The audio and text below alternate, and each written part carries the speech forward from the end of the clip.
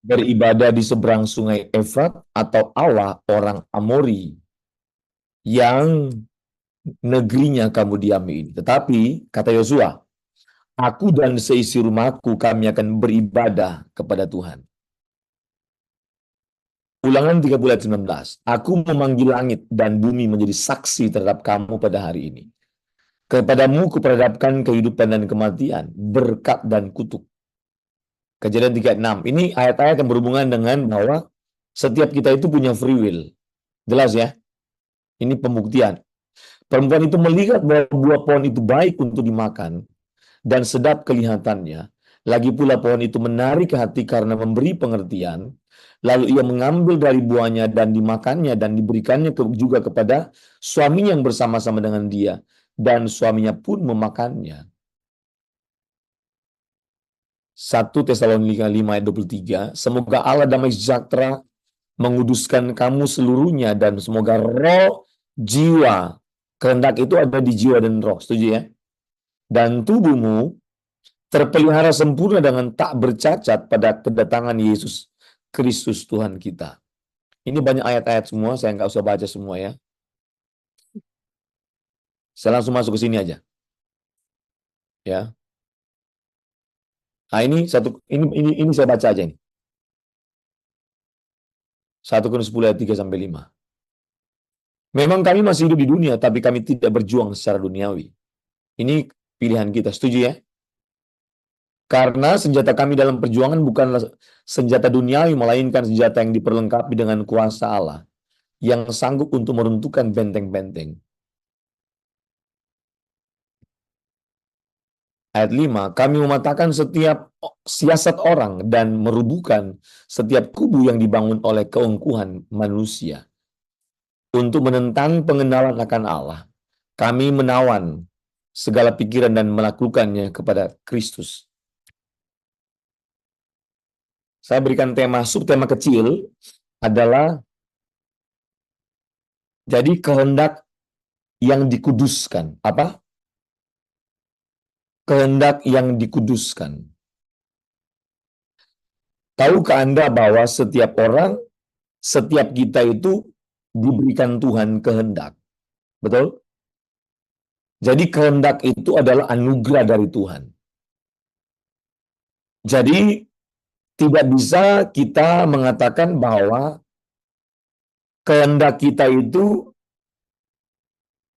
salah karena dialah yang menyebabkan manusia pertama jatuh dalam dosa. Itu ada beberapa pemikiran para teolog. Kalau Tuhan sudah tahu manusia akan memilih dosa, kenapa dikasih kehendak? Pernah dengar ya? Pernah baca ya? Betul ya? Pernah kan? Pernah baca ya? Nah, tetapi cara berpikir yang benar dalam memandang kehendak itu adalah kehendak itu anugerah. Kehendak itu seperti pisau. Kalau pisau itu dipergunakan dengan benar, maka pisau itu akan bisa menghasilkan makanan yang sangat enak. Amin. Amin. Tetapi kalau pisau itu dipergunakan untuk hal yang salah, maka pisau itu akan membunuh orang. Betul? Betul ya? Kalau membunuh ayam, bagus menghasilkan ayam woku. Ayam geprek. Benar nggak? Iya kan? Menghasilkan ayam, apa lagi? Ayam goreng mentega. Ayam goreng pemuda. Ayam goreng Jakarta yang sangat enak. Betul nggak? Tetapi kalau pisau itu jatuh kepada tangan preman yang belum bertobat, itu bisa ada korban. Nah, kehendak bebas kita ini, itu adalah semacam modal yang Tuhan berikan, tetapi kita punya tanggung jawab untuk ditingkatkan menjadi kehendak yang berkualitas Kristus. Maka kehendak yang berkualitas Kristus harus melewati proses pengudusan. Amin. Dan proses pengudusan itu ada di tangan kita. Kita mau dikuduskan kehendak kita atau tidak. Betul? Halo? Pak, apa sih sebenarnya dimaksud dengan kehendak? Kehendak itu adalah, jadi kehendak kita itu adalah kumpulan pikiran dan perasaan kita. Itu kehendak. Pikiran dibangun oleh pengetahuan yang kita terima, sedangkan perasaan dibangun oleh respon yang kita alami, yang kita lakukan pada waktu kita menghadapi peristiwa. Jadi perasaan itu tumbuh dalam pengalaman. Perasaan itu tumbuh karena ada peristiwa. Perasaan tidak tumbuh hanya karena kamu mendengar firman, mendengar informasi, nggak tumbuh dia. Yang tumbuh pikiranmu. Bisa mengerti? Halo? Paham? Paham ya? Kapan pikiran perasaan itu bisa berespon yang sama? Ketika Anda mendengar dua hal. Mendengar bisa berespon dua hal. Bisa merespon dengan pikiran perasaan. Contoh, orang menjelekkan kamu. Pikiranmu langsung ngomong, langsung menghakimi orang itu, bahwa orang ini nggak benar. Betul? Jahat sama saya. Lalu, perasaanmu marah. Betul? Betul ya? Bisa mengerti? Paham nggak? Paham? Lalu yang kedua, ketika orang membicarakan kamu itu, wah, itu Hari Sing itu orang baik banget, baik banget, baik banget. Maka pikiran kita langsung memberikan nilai kepada orang ini orang baik. Betul? Betul? Lalu perasaan kita senang, bahagia, dan mau ketemu dia. Betul? Betul nggak? Ya, Harwir Singh. Iya toh? Iya kan? Nah, sesenyum dia kan? Nah, berarti sudah menyentuh perasaannya. Betul? Bisa mengerti ya? Nah, ingat, hari ini rata-rata orang Kristen tidak merencanakan dan berjuang menguduskan kehendaknya dengan mendidik pikiran dan perasaannya sendiri. Karena kehendakmu itu hasil dari kualitas pikiran dan perasaanmu. Kalau kualitas pikiranmu rendah, kualitas perasaanmu rendah akan menghasilkan kualitas kehendakmu rendah. Kalau pikiranmu duniawi, perasaan duniawi, maka akan menghasilkan kehendak yang duniawi. Maka kalau kamu mau kehendakmu terus dikuduskan agar kamu memiliki kehendak yang rohani, maka pikiranmu harus mengkonsumsi hal yang rohani. Perasaanmu harus betul-betul selalu berespon rohani. Amin. Amin. Amin. Halo. Ini paham ya? Semoga mengerti ya. Nah, saya mau membawa Anda kepada level kualitas kehendak yang lebih tinggi daripada para orang Kristen pada umumnya. Begini, kamu tidak boleh menunggu orang lain untuk mendidik pikiran dan perasaan. Kamu harus menjadi mentor bagi dirimu sendiri. Bisa mengerti? Saya telah menjadi mentor bagi diri saya sendiri puluhan tahun. Saya tidak menyerahkan diriku kepada siapapun untuk bertanggung jawab atas pertumbuhan rohaniku, atas pertumbuhan karakter, atas peningkatan karakterku, atas peningkatan pengenalanku akan Allah. Enggak. Atas peningkatan kesucianku kepada Allah. Enggak. Saya tidak menyerahkan pertumbuhan kedewasaanku kepada orang lain. Saya tidak menyerahkan masa depanku kepada orang lain. Diriku sendiri. Karena Allah telah memberikan kepadaku kehendak bebas, dan itulah kedaulatan penuh. Maka saya bertanggung jawab 100% atas semua yang ada dalam diriku. Baik spiritualku, baik intelektualku, baik mentalku. Termasuk aku merencanakan untuk memuduskan kehendakku melalui mendidik pikiranku dan mendidik perasaanku, mendidik hatiku sendiri. Amin. Bisa mengerti nggak? Saya yakin Anda jarang mendengar hal ini. Karena saya ini orang gila baca dan orang gila mendengar di YouTube. Ya. Makanya kita melihat jarang orang yang ekstrim sama Tuhan. Paling Bapak Eras, betul nggak? Betul kan? Yang lain kita susah ketemu. Betul nggak? Saya dari tahun 2012, teman-teman saya sudah bilang saya ini, Johnny Kilapong itu sangat ekstrim. Sudah dari 2012. Memang saya ini gila. Kalau orang mau pilih 3 paket yang biasa, ekstrim, sangat ekstrim. Saya harus pilih paket yang sangat ekstrim, bukan ekstrim, sangat ekstrim. Istri saya bilang begini, saya tanya sama dia, menurut kamu saya ekstrim nggak? Dia bilang, sangat ekstrim. Bukan ekstrim lagi, sangat ekstrim. Ya, hidup cuma sekali. Maka saya memilih menjadi mentor bagi diri saya sendiri. Karena tidak ada seorang pun yang bertanggung jawab atas hidupmu.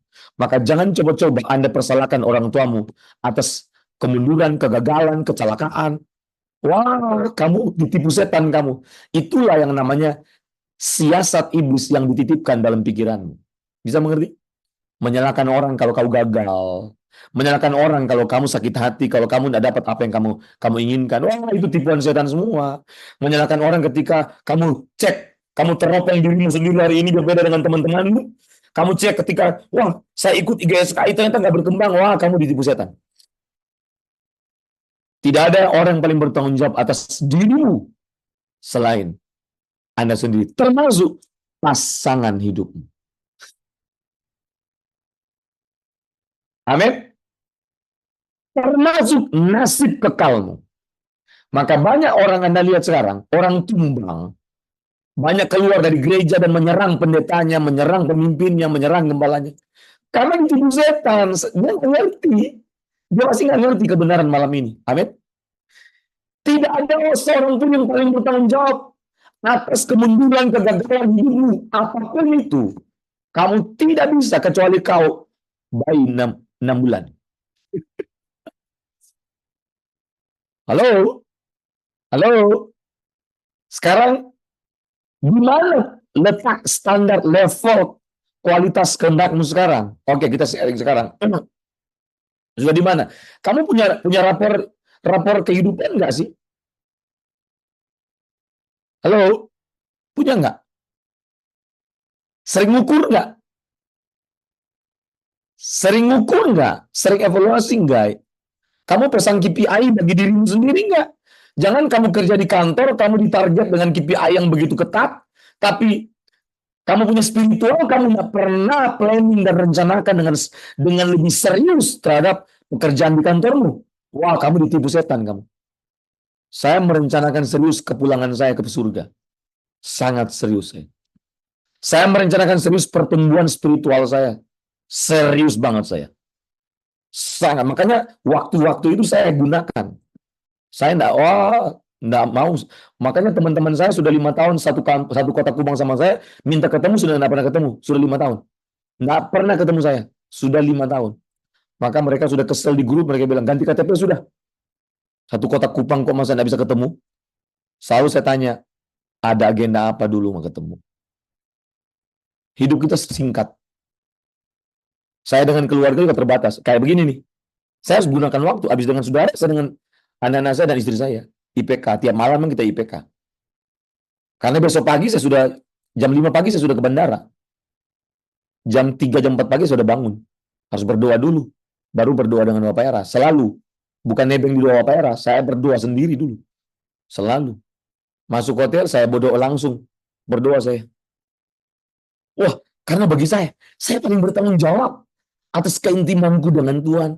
Atas kondisi hatiku bertumbuh atau tidak. Kesucian hidupku ini di mata Tuhan seperti apa? Kehendakku ini naik kelas nggak tiap hari? Halo? Amin? Amin? Kenapa? Karena Anda dan saya setiap hari head to head dengan hati Allah. Misalnya Anda kesal sama orang yang menyakiti kamu ya. Waktu Anda kesal sama dia, salah kamu. Kamu tidak menyukai dia saja. Kamu sedang head to head, direct, hatimu langsung direct menyakiti Tuhan. Halo? Paham nggak ini? Bisa mengerti nggak? Maka jangan ditipu. Lalu kalau kamu ketemu, jangan, wah orang bilang, nggak usah ada waktu gosip. Bicara tentang hati Tuhan. Bicara tentang bagaimana kita harus menenangkan jiwa di waktu yang sangat sempit ini. Di waktu sisa ini. Itu yang kita harus kerjakan. Saya baru dari Surabaya. Orang-orang ketemu saya sudah ada 3 keluarga. Tidak pernah saya kasih kesempatan untuk bergosip. No. Pak dengar begini, enggak usah ngomong. Pak mendengar nggak mereka ngomong begini? Tidak perlu ngomong. Kita bicara bagaimana kita bisa menyenangkan hati Tuhan di sisa hidup ini. Amin. Amin. Kalau kamu melayani, ngomong apa? Anda di bawah strategi setan. Anda mengikuti jalan yang setan bangun. Kepo-kepo yang nggak jelas. Kamu harus lebih kepo apa hati Tuhan untuk apa yang Tuhan mau aku inginkan. Amin. Halo. Halo. Apa yang aku harus bereskan sebelum aku pulang? Apa yang harus aku lakukan supaya Tuhan itu bangga ketika aku pulang, supaya Tuhan tersenyum melihat aku. Amin. Kulihat senyummu Tuhan di ujung waktuku. Amin. Wah, keren gak? Tadi di pesawat semua orang tidur. Saya baca buku setebal 630 halaman. Semua orang tidur. Habis baca buku saya bagi waktu. Saya langsung melengkapi khotbah saya untuk di Gajah Mada dan di MAG tanggal 25 Agustus jam 11. Dan di Gajah Mada jam 8 pagi tanggal 25. Melengkapi terus. Baca buku, melengkapi terus. Kalau dengar suara Tuhan, apa yang Tuhan bicara Tuhan. Orang lagi ngorok, orang lagi main game di kiri kanan saya, depan belakang. Weh, bayangkan saya bisa lihat manusia zaman sekarang. Kalau saya ke belakang kan, orang semua lagi tidur atau main game. Tidak ada yang baca Alkitab, tidak ada yang berdoa, tidak ada yang baca buku, nggak ada loh, bingung saya. Manusia akhir zaman. Tapi satu, saya pernah lihat seorang pendeta, bukan pendeta, saya nggak kenal dia, tapi saya curiga dia pendeta, dengan istrinya tua. Waktu saya dengan Ibu Eras mau ke Medan, dari Jakarta. Setelah kita duduk, saya lihat, saya perhatikan, kami nomor 2, Ibu Eras nomor 1, saya nomor 2. Pendeta ini nomor 1, tapi 1 D dan C. Ibu Eras 1 D dan E dengan teman wanita. Saya di belakang Ibu Eras. Saya perhatikan. Wow, dia bawa buku Alkitab yang apa? Alkitab yang lama tuh. Dan saya lihat sudah ada warna-warna, ada ditandain. Wah, masih ada orang begini loh, hebat. Mungkin umur 65, 66 tahun. Tapi lainnya nggak ada. Kamu harus bertanggung jawab terhadap setiap waktumu. Amin. Amin. Halo. Setiap waktu kamu harus bertanggung jawab. Kuduskan kehendakmu. Dengan apa? Caranya apa? Pikiranmu harus mengkonsumsi semua kebenaran terus. Tiap hari. Tiap hari. Dan perasaanmu supaya bertumbuh. Perasaan Allah. Maka kamu tidak mau. Mau tidak mau. Kamu harus jumpai Tuhan tiap saat. Amin. Dan saya sedang membangun program bagi diriku sendiri. Anda tahu saya punya program bagi diri saya sendiri. Apa tahu enggak? Meningkatkan keintiman dengan Tuhan. Ada 2 program. Membangun dialog kesucian dan membangun dialog percintaanku dengan Allah. Wah, jadi kalau kita nyanyi lagu yang Engkau gairah hidupku, satu-satunya ya Bapa, hanya Engkaulah kehidupanku. Tak ada kebahagiaan apapun selain dirimu, hanya Engkaulah bahagiaku. Amin. Amin. Wah, cuma dia kebahagiaan kita. Lalu apalagi nyambung dengan langit. Engkau yang ku cinta. Itu lagu kebangsaan kita ya. Engkau yang ku puja, kekasih hati, kesayangan abadi. Engkau takut, kemuliaanku selamanya. Kau kebahagiaanku. Amin. Indah nggak? Anda bisa merasakan perasaan Tuhan nggak? Begini, Anda harus evaluasi jujur ya.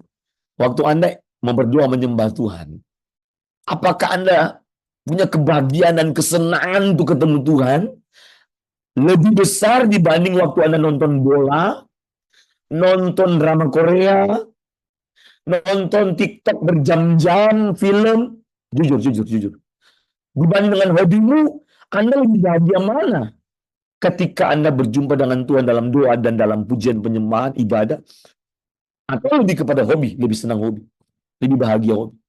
Anda jujur. Kalau Anda lebih bahagia nonton hobimu, lakukan hobimu daripada ketemu Tuhan, Anda jangan dulu mati. Jangan dulu. Terlalu pede kamu kalau pulang dalam kondisi begitu. Hal ini nggak sering tekankan banyak pendeta. Paling Pak Eras. Ya kan? Benar nggak? Jangan dulu. Jangan dulu. Karena nggak ada yang bisa bela kamu di atas. Hotman Paris pun seorang pengacara, sering bela-bela orang. Dia akan diadili sana. Amin. Amin. Amin. Maka jangan coba-coba Anda anggap remeh kalau hidupmu, hatimu belum menjadikan Tuhan sebagai satu-satunya kebahagiaan, kesukaan. Wah, jangan dulu. Jangan pulang kamu. Halo, kok tegang begini ya? Kok tegang semua ya? Begini, kamu harus bikin program. Program pengudusan kehendak. Kamu harus kuduskan kehendakmu sendiri. Karena rata-rata kehendak kita itu Tuhan tidak nikmati. Benar nggak? Benar nggak? Anda yang nikmati sendiri. Coba lihat respon-responmu, keputusanmu, betul kan? Reaksimu itu kebanyakan kita yang nikmati, bukan Tuhan. Nah, harus hentikan. Nggak ada waktu lagi sekarang. Serius. Israel itu jamnya dunia, betul nggak? Israel itu jamnya dunia. Jangan anggap itu bukan tanda-tanda, itu udah tanda salah satu tuh. Hati-hati. Maka kamu harus pastikan kamu tidak punya benih partikel kebencian sedikit pun.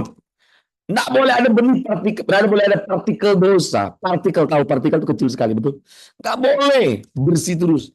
Orang benci kita, nggak apa-apa, tetap aku mengasihi dia, mengampuni dia. Amin. Amin. Wah, keren. Kalau begitu keren. Kita nggak bisa ditunggangi sama setan. Kamu nggak bisa khawatir, kamu nggak bisa cemas, kamu nggak bisa takut hadapi apapun. Benar-benar deh. Ini saya ngomong ini kan saya di rumah, istri saya jadi saksi. Istri saya waktu anak saya mau kuliah, Gloria ya, pusing istri saya. Kalau mau pakai kalkulator, takut saya hitung. Saya nggak usah pakai kalkulator. Nggak usah, saya berdoa cari Tuhan sudah. Istri bilang, John gimana John? Ini binus mahal sekali John. Saya bilang kita punya Elohim Yahweh, puluhan tahun aku bergaul dengan dia. Amin. Dia tidak akan permalukan kita. Kalau aku hidup suci, maka Tuhan akan menjagai, memelihara keluargaku. Kalau aku hidup suci, maka Tuhan pasti akan memelihara anak-anakku. Masalahnya bukan masalah uang kuliah. Masalahnya hidupmu harus benar, harus suci. Tuhan tidak pernah permasalahkan masalah uang, masalah apapun. Tuhan permasalahkan masalah hatimu yang belum beres. Halo? Halo? Jadi kita fokus kepada apa yang menjadi fokus Tuhan. Jangan permasalahkan yang Tuhan tidak permasalahkan. Ditipu kita selama ini. Benar nggak? Kita khawatir kalau kita punya anak, punya biaya kuliah. Kamu harusnya berduka kalau kamu belum beres, belum berkenan di hadapan Tuhan. Kalau kamu belum mencintai Tuhan, harus itulah duka yang benar. Kalau kamu duka yang benar yang gimana, Pak? Berdukalah kalau kamu menyakiti hati Tuhan. Bukan kamu khawatir, takut besok, aduh, terus gimana Pak bulan depan tagihan? Aduh, kamu ditipu kamu. Desak dirimu untuk berduka kalau kamu belum berkenan di hadapan Tuhan. Amin. Amin. Desak dirimu kalau kamu mendapati kehendakmu belum kudus. Halo. Tuhan tidak bisa menikmati kehendakmu. Kehendak yang seperti apa yang Tuhan nikmati? Ketika kehendakmu didapati Tuhan kudus, maka Alkitab berkata, Yesus bilang begini, makananku ialah melakukan kehendak Bapa yang mengutus aku dan menyelesaikan pekerjaan. Anda tahu maksudnya apa? Yesus mau ngomong, kehendak Bapakku menguduskan kehendakku. Amin. Amin. Amin. Karena apa? Karena memang kehendak Bapakku lah yang menjadi makananku. Maka kehendak Yesus dikuduskan dari saat ke saat, detik ke detik. Itu cara menguduskan. Yang kamu rindukan harus kehendak Bapa, yang kamu harus lakukan kehendak Bapa. Kalau kamu mau bahagia, tanya, kalau Tuhan bahagia, aku bahagia. Amin. Kamu tidak punya bahagia kalau Tuhan bilang, aku tidak bahagia atas kebahagiaan. Makanya saya bingung kalau lihat anak muda, Pak, dia putusin saya, Pak. Kamu boleh nangis kalau kamu itu berdosa di hadapan Tuhan. Kalau laki-laki tinggalin kau, bilang, terima kasih. Puji Tuhan. Berarti memang dia ini bukan pasangan pewaris kekalku. Amin. Amin. Makanya makanannya harus makanan kekudusan, makanan kesucian, makanan kebenaran. Temanmu itu bisa memberikan makanan yang salah sama dia. Makanya pergaulan yang buruk merusak kebiasaan yang baik. Maksudnya apa pergaulan buruk? Makanan-makanan pergaulan itu buruk semua. Betul? Yang dirusak bukan tubuhmu, yang dirusak pikiranmu itu maksudnya. Paham nggak? Halo?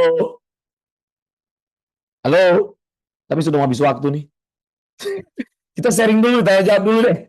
Monik, ya, saya ngomong terus sampai berbusa ini, nanti muntah-muntah nggak ada yang respon lagi. Tapi saya senang malam ini. Anda kelihatan kalau tinju itu Anda digebukin dari ronde pertama sampai ronde terakhir. Kelihatan dari wajahmu ya kan? Itu kayaknya kalau boleh minum dulu. Betul. Saya minum dulu ya.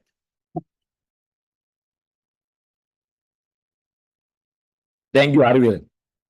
Ayo, saya sudah terus kayak tinju itu kan saya gebukin kamu terus sampai ronde terakhir. KO. Nah, sekarang bangkit dulu tanya dulu. Ya, ayo. Shalom Pak, saya ada Ini banyak pertanyaan. saya semua ini. Ayo Arwil, nah, saya senang nih ya langsung dia ini. Pak Joni, pertanyaannya gini, jadi mungkin ini juga banyak orang bertanya ya, em, garisnya di mana antara melakukan dengan kekuatan sendiri atau mengandalkan Tuhan? Karena ini kan ada sedikit kayak abu-abu ya Pak ya. Garisnya di mana? Bapak tarik garisnya di mana? Benang merahnya di mana? Pertanyaan kamu selalu susah sekali, Ji. Enggak lah Pak. Karena ini menjadi satu satu am I doing this dengan kekuatan saya sendiri atau saya sepenuhnya bergantung sama Tuhan? Jadi garis merahnya di mana, Pak? Iya, memang kadang-kadang bukti ya, beda tipis. Iya, Oke, yang pertama adalah kita harus tahu bahwa apapun yang kita lakukan itu, kata Paulus Kolose 3:23, apapun yang kamu perbuat, perbuatlah dengan segenap hatimu. Seperti untuk Tuhan, bukan untuk manusia. Betul? Dengan segenap hati. Nah, lalu alat ukurnya di mana? Ada bahwa kita lakukan itu untuk Tuhan, betul? Jelas ya? Nah, ini apapun ya, bukan karena kamu seorang pendeta loh. Jangan diklasifikasi. Saya tidak ngomong bahwa di gereja, no, no, no, no. Itu salah itu. Salah itu. Apapun kata Alkitab. Indikatornya 4, Harwil. Matius pasal 22 ayat 37-39. Hukumnya adalah kamu harus melakukan semua dengan segenap hati pertama. Betul? Setuju? Yang kedua, segenap jiwamu berarti apa? Apa yang ada di hatimu, kekuatan hatimu semua dikerahkan. Amin. Itu berhubungan dengan apa? Kesungguhan, tidak setengah-setengah. Betul? Sungguh-sungguh. Kalau bahasa Yunaninya holos, segenap hati. Berarti kalau kamu punya lima tisu, cuma kasih 2 itu tidak segenap hati. Betul? Kalau kasih 5 berarti itu segenap hati. Yang kedua, segenap jiwa. Apa itu jiwa? Pikiran, perasaan yang menghasilkan kehendak. Apa yang dimaksud kekuatan pikiran? Pemahamanmu, pengetahuanmu, bisa mengerti? Jelas ya? Perasaanmu. Maka perasaanmu itu tidak boleh kamu lakukan karena kamu suka. Harus Tuhan suka. Amin. Bisa mengerti ya? Nah, lalu yang ketiga, kekuatan. Apa yang kamu punya? Uang, aset, apalagi semua. Skill yang kamu punya. Itu namanya kekuatan yang menjadi keunggulanmu. Lalu yang terakhir apa? Akal budi. Apa itu akal budi? Semua yang berhubungan dengan kemampuan kapasitas akal budi kita. Bisa mengerti ya? Jelas ya? Mentalitas kita, kualitas mental, semua yang ada di situ. Semua. Kita kerahkan semuanya. Artinya berarti, pada waktu Anda mengerjakan, Anda tidak menahan apapun untuk Anda lakukan. Dan pastikan bukan untuk kepentinganmu. Bisa mengerti ya? Bukan untuk kepentinganku. Berarti tidak boleh ada pertimbangan untung rugi. Nggak boleh. Kan kalau kepentingan kan selalu menguntungkan diriku, betul kan ya? Betul ya? Oh, kalau itu nggak ada, itu bukan uang, Pak. Oh, untuk kesenanganku. Hobi bisa, tetapi Tuhan menikmati nggak? Tuhan suruh nggak? Iya kan? Betul? Bagaimana? Apa indikator Tuhan suruh yang sesuai dengan hobi kita? Kalau kamu nyanyi, semuanya untuk Tuhan, bukan untuk dirimu. Beda orang mendengarnya. Amin. Amin. Orang mendengar beda. Kenapa? Walaupun perasaan itu susah diukur, tapi motivasinya dapat dirasakan. Amin. Bisa mengerti? Kita nggak bisa lihat motivasi orang, tapi motivasi seseorang mengerjakan sesuatu dapat dirasakan. Sama dengan waktu orang benci kita, tapi dia tidak ngomong, kita bisa merasakan perasaannya. Betul? Karena setiap perasaan mengandung energi. Maka dalam motivasi bekerja, melayani ada energi. Betul? Bisa mengerti ya? Dan nurani kita tidak bisa bohong. Kalau kita untuk Tuhan, Harwin, kita itu merdeka. Kita itu, aduh, benar-benar merdeka. Dan kita tidak akan kecewa kalau orang tidak menghargainya. Ah, itu kalau untuk Tuhan. Tapi kalau untuk kita, kalau tidak dihargai, langsung kecewa. Semoga jelas ya, Harwin. Silakan, Harwin. Ya, Pak. Jadi intinya tadi yang saya dapat kalimatnya adalah motivasinya apa, Ya, agendanya apa, iya, gitu. betul sekali. Agendanya Betul apa. banget. Jadi dari tindakan kita bisa diukur kekuatan kita sendiri atau memang kita mengandalkan Tuhan tergantung motifnya apa, Betul. agendanya apa di balik apa yang kita lakukan, betul nggak Pak? Betul sekali. Dan ini Kar sebenarnya ya, ini kalau nggak masuk, kalau Pak Era suka bilang realm spiritual ya. Kalau nggak ya, masuk ke dunia spiritual, realmnya nggak naik, gitu ya, kelasnya nggak naik ya, masih kelas ya, duniawi, sulit membedakannya Pak. betul, betul banget. Jadi Betul. saya ingat yang apa, eh, di sininya itu harus pikirkan apa yang perkara-perkara yang di atas, Betul sekali. bukan Benar. yang di bumi. Jadi oke, thank you Pak, I got my answer. Oke, sama-sama. Jadi orang rohani pasti bisa menilai yang orang duniawi. Tapi orang duniawi tidak bisa menilai orang rohani. Setuju? Paham? Kenapa orang rohani telah berada di kawasan seperti dia telah berada di atas, maka pemahamannya itu drone view. Dari bawah nggak bisa melihat ke atas, setuju nggak? Tapi yang dari atas bisa melihat ke bawah. Itu seperti itu ilustrasinya. Orang rohani pasti bisa menilai orang duniawi. Karena orang rohani pernah duniawi. Tapi orang duniawi tidak bisa menilai orang rohani karena belum pernah mencapai level kerohanian. Bisa ngerti nggak? Anak SMA, matematika SMA bisa menilai anak SD punya matematika. Betul? Tapi anak SD kelas 2 SD tidak bisa menilai anak SMA kelas 12 punya matematika. Setuju? Ya, kalau gitu satu pertanyaan nyambung Pak. Silakan. Eh, pada saat kita bicara usia, pastikan Ya, kematangan seseorang juga berbeda, betul nggak Pak? betul sekali. Artinya gini, kalau zaman dulu kan kita suka dengar orang tua suka bilang, orang tua itu nggak pakai sepatu kita, kita nggak pakai sepatu orang tua. Ya, Betul nggak? Artinya decisions yang kita ambil, keputusan yang kita ambil itu sebenarnya ada keputusan yang kita lihat dari sepatunya kita, bukan sepatunya orang, betul nggak Pak? benar. Gitu. Nah, problemnya adalah gimana kalau dia memang belum pernah pakai sepatunya orang itu. Iya. Kalau dia belum pernah pakai sepatunya orang itu, jangan berusaha menilai orang yang belum dia pakai. Nah, Stres nanti. tapi kan nggak, maksud saya gini Pak, pertanyaan adalah misalnya ya, Ya, Bapak mengajarkan, ini ada satu question yang menurut saya gamblang aja ya Pak ya, boleh ya. ya. Eh, Misalnya ada Sil- satu question di mana orang bilang katanya seks itu begitu saja, oke? Kita ekstrimnya, ya. contoh yang ekstrim lah, oke? Nah, kita sama-sama sudah dewasa ya. Artinya orang bilang, oh seks itu begitu saja gitu, ya kan? Nah, tapi orang yang belum pernah merasain seks itu nggak bisa berdiri di posisi itu, Nggak bisa. betul nggak? Nah, Betul. ini yang kalau saya bilang maybe ya Pak, maybe there is a lot of factors yang mempengaruhi keputusan-keputusan orang itu, betul nggak Pak?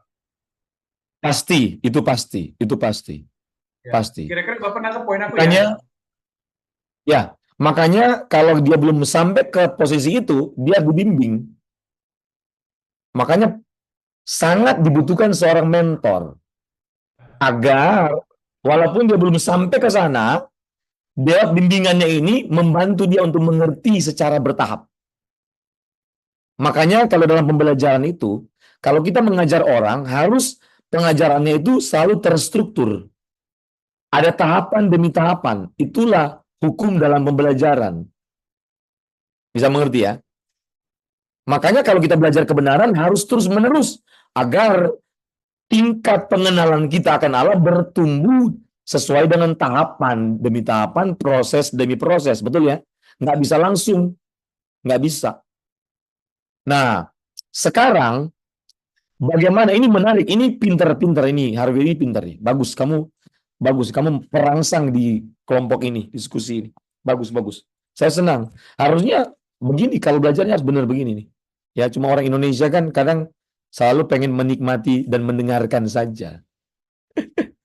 Setelah itu baru dibahas di rumah, di tempat yang lain. Nah, enggak apa-apa. Nah, tapi kita belajar. Orang Yahudi pintar itu karena dia punya metode namanya Hafruta. Pernah ya? Udah tahu ya? Hafruta. Metode bertanya jawab. Kalau jemaat saya udah tahu, anak-anak saya ini banyak di sini nih. Ya, Hafruta. Metode bertanya jawab yang mengasah nalar. Ya, nalar diasah terus. Tapi nalar kita harus dikuduskan supaya benar, presisi sesuai kehendak Allah. Nah, jadi kalau kita ingin memahami apa yang belum dipahami, apa yang belum kita pahami di posisi, misalnya saya sekarang di posisi level yang kelima, mau pahami yang ke-8, ya kan? Ngerti ya? Yang pertama harus ada mentor, betul, setuju ya? Paham nggak? Sebenarnya ada lagi yang perlu kita lakukan, akselerasi. Harus akselerasi semua hal. Cara saya begitu tuh. Misalnya nih, kamu pernah dengar hukum 10.000 jam? Hukum 10.000 jam? Belum pernah. Sudah pernah baca buku dari Malcolm Gladwell, judulnya Outliers? Pernah ya? Blink dan semua, banyak. Saya sudah punya buku semua ya. Nah, jadi itu jelas sekali riset itu. Jadi kalau kita mau mencapai tingkat yang tinggi, pemahaman, mau apapun profesi kita, mau skill apapun, mau pengetahuan apapun, memang harus melewati proses latihan 10.000 jam untuk otak ini. Bisa mengerti ya? Sama dengan spiritualitas. Allah yang transcendence, yang posisinya jauh, Anda bisa tarik menjadi real. Nah, hari ini faktanya, orang memahami Allah itu Allah kognitif. Maka menghasilkan alat persepsi. Ngerti nggak? Kita harus sampai kepada Allah itu harus dapat dialami.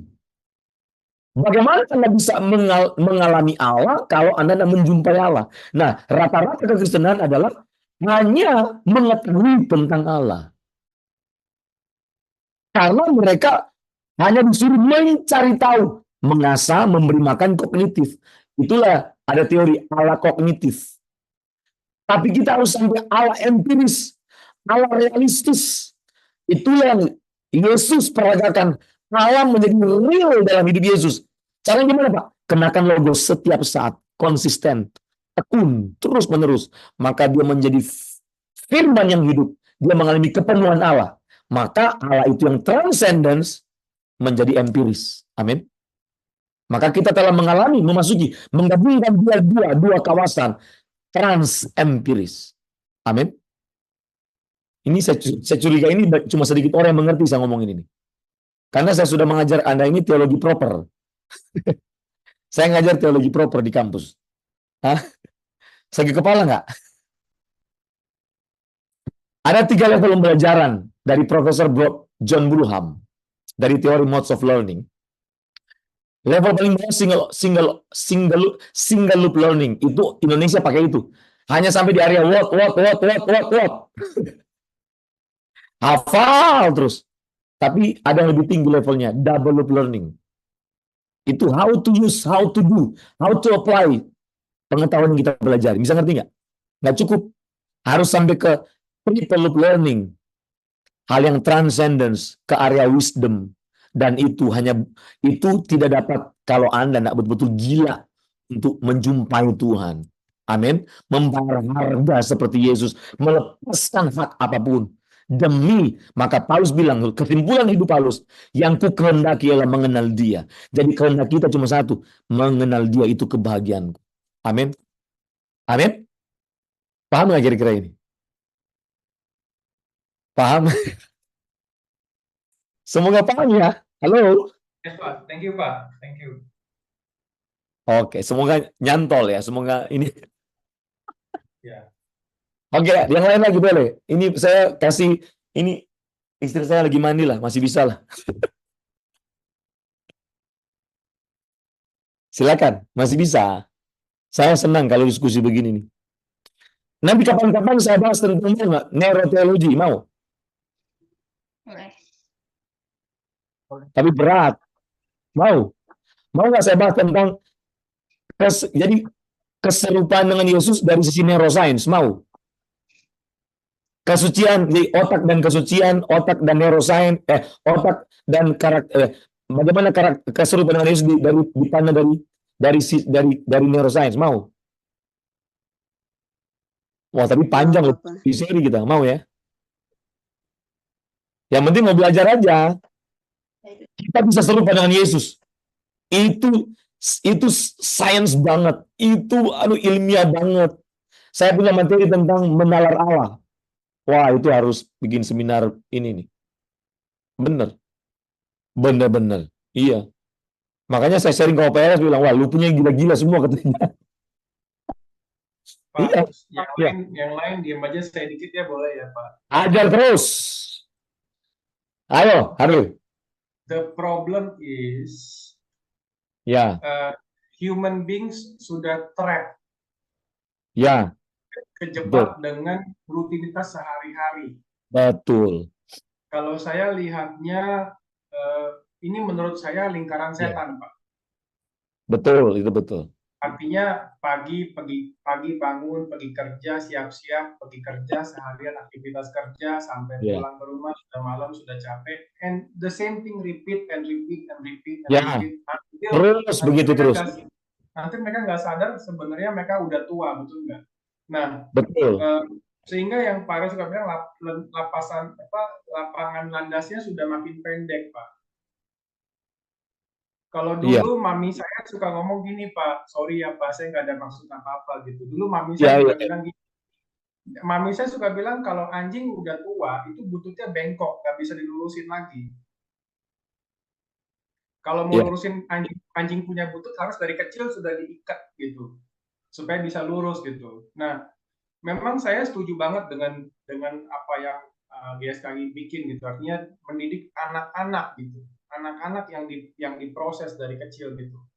Nah, sedihnya adalah kita di-trap, Pak, dijebak dengan everyday you must go to work, find money untuk kehidupan sehari-hari. Itu satu siklus menurut saya adalah lingkaran setan yang nggak berhenti-berhenti gitu.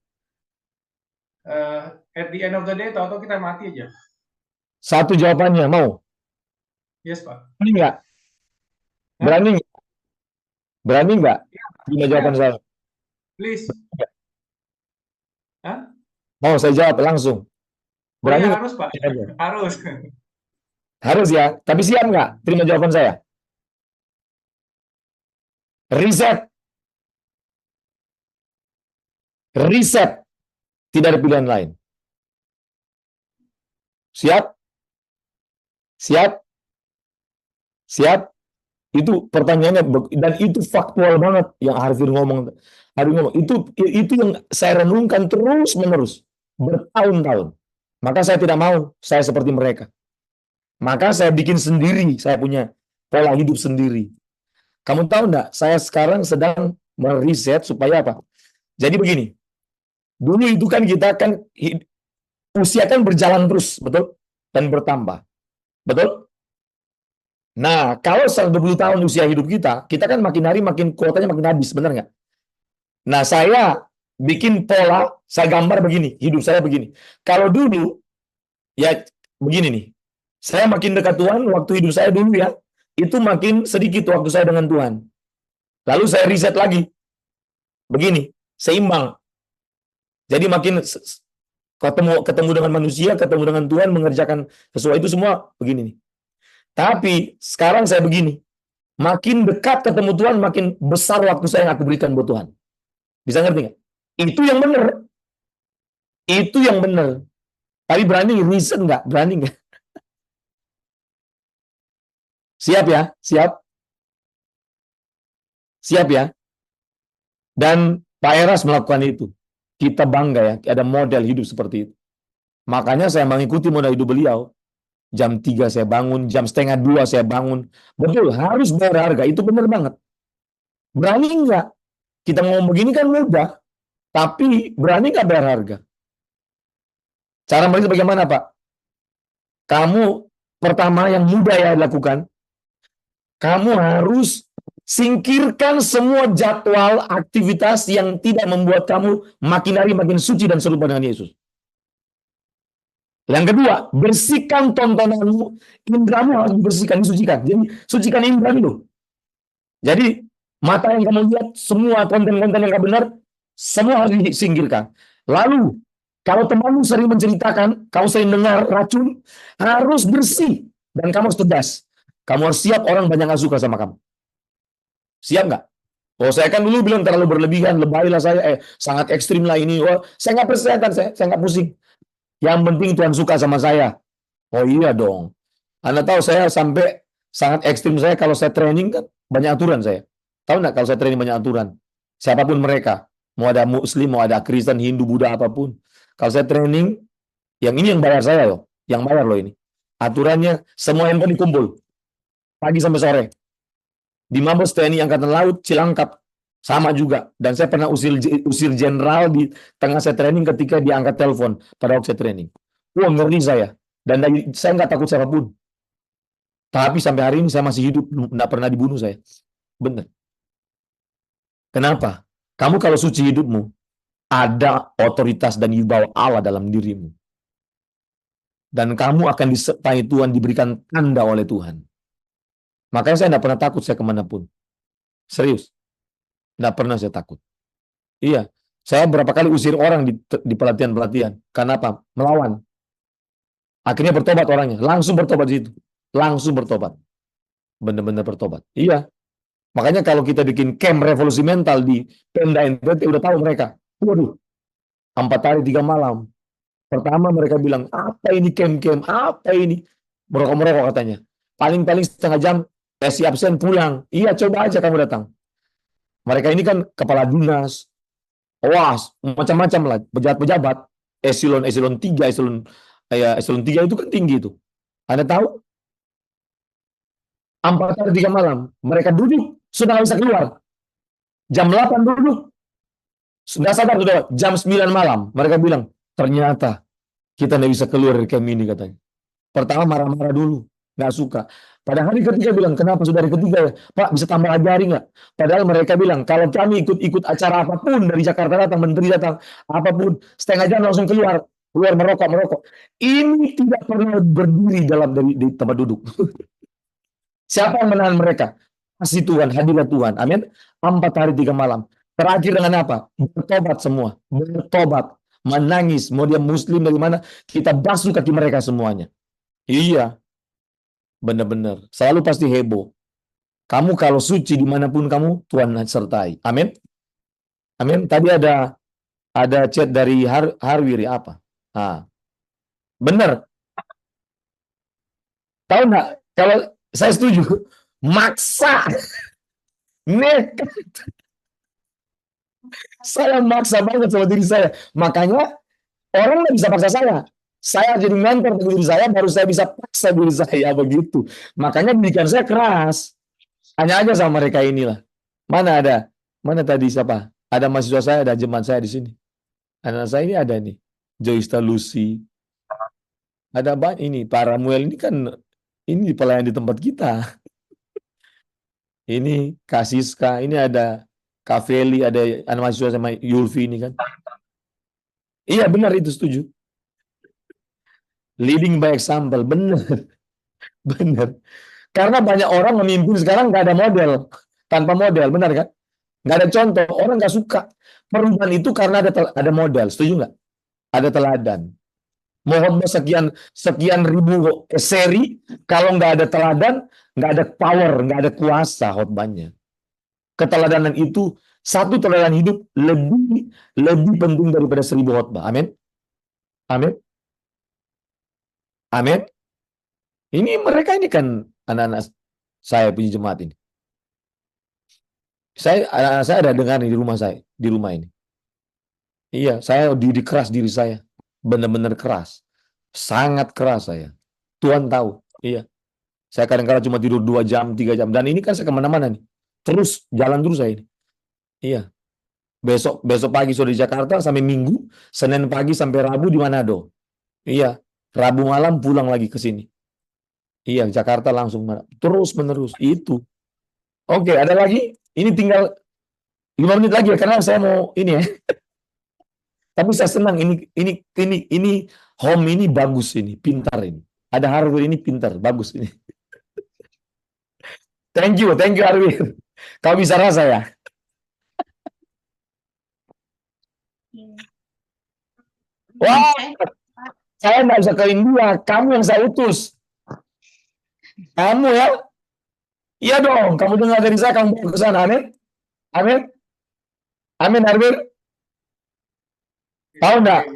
Saya itu sangat terkagum-kagum dengan Sadhu Sundar Singh. Ya. Bener loh, Arwin. Wah, itu luar biasa. Bener-bener. Sang jubah kuning, iya kan? Bener kan? Ya. Wah, saya banyak puasa juga gara-gara dia sih. Salah satu bukunya itu saya suka sekali. Benar nggak, Arif? Saya datang dari turunan yang Keluarga. lama, Pak. Kamu keluarga mereka ya? Hah? Ya. Kenapa? Kamu keluarganya mereka kali ya? Bukan, saya kan datang dari keluarga orang Sikh ya, orang Singh ya. Singh ya? Artinya dari utara, India utara. Oh, iya. Jadi basically orang Sikh itu kan sebenarnya mereka percaya dengan yang namanya ya apa? Itu mereka percaya dengan Tuhan yang esa gitu ya. Iya. Lewat 10 perantara nabi sebenarnya. And they are actually one of the youngest religion in India sebenarnya. Iya. Gitu. So dia salah satu yang memang Tuhan jamah dan akhirnya menjadi luar biasa, Pak. Kayak pasti kan ada orang-orang yang sama juga dengan Sadhu Sundar Singh kan, cuma nggak terekspos. Saya tahu itu. Banyak, Pak, banyak. Iya. Bahkan today persekusi di India itu sangat nyata, cuman kita Sekarang nggak ya? pernah dapat beritanya. Persekusi ya? Waduh. Yes. Jadi dibakar, di rumahnya dibakar, Masih ya? di rumah gereja dibakar itu banyak, Pak. Dan itu terjadi di India dan di Pakistan sampai sekarang. Karena saya ada beberapa link ke sana gitu. Dan saya kalau dengar ceritanya itu kita benar-benar termasuk very lucky ya. Kita masih bisa beribadah seperti ini gitu, Pak. Bener. Dan Ya. India itu lagi dilawat Tuhan hebat-hebat sekarang kan. Iya. Dan gereja terbesar sekarang, iya kan di India kan? Mirip kayak dulu, Pak. Artinya miripnya kalau kamu mau mengaku Yesus, siap-siap mati. Betul. Wah, itu kayak jemaat mula-mula kan? Iya. Hebat itu. Waduh. Kamu harus ke sana. Amin, Pak. Amin. Tapi kamu belum siap mati ya, Arwil ya? Apa? Kamu belum siap mati ya?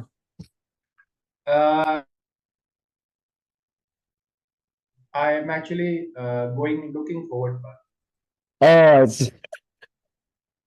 To be honest, I'm actually looking forward. Cuman at the end kalau saya mati atau tidak ya I don't know.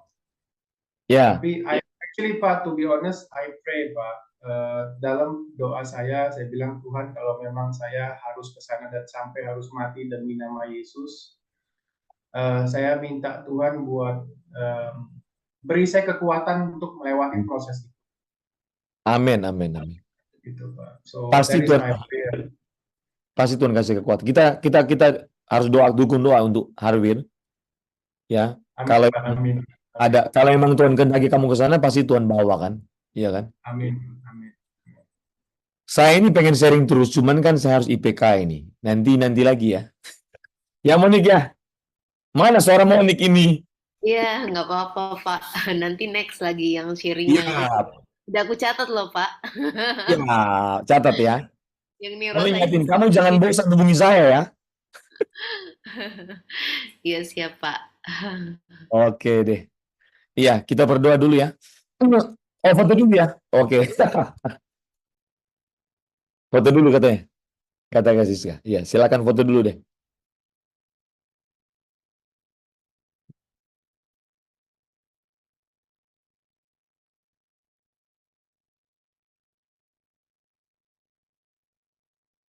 Lima ya, begini ya.